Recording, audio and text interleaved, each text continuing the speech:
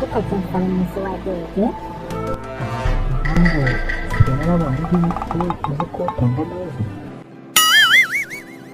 kandi tukashe nta nubwo nako amafaranga sheri ikibazo kinkomereye cyane urabizi nkora kwa muganga ejo bundi habonetse umurwayi w'impyiko mu impyiko imwe banyita intwari numva ndishimye cyane none uyu munsi habonetse abarwayi benshi nta impyiko 25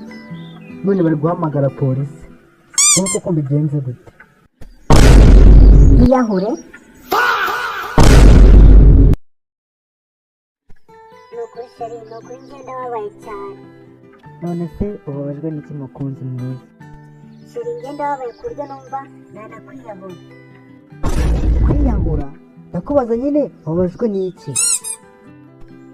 Kalisa uzi ko yanutse Kalisa yanutse ngo ndi umugore ariko abantu cyinze nzabagire gute ko kuki batagishaka guhisha ukuri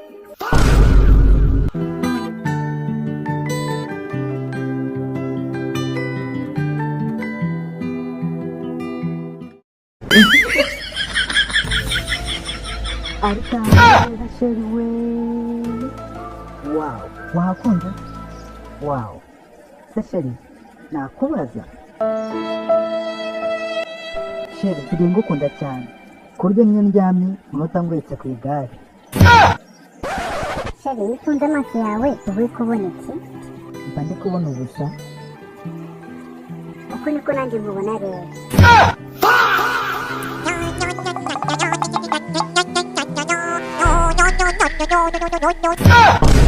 wangariza we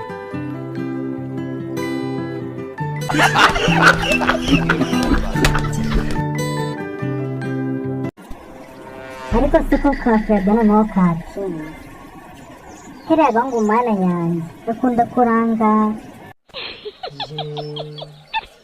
sheri burya yahageze yantanze none aranyica pe arampamba n'amahane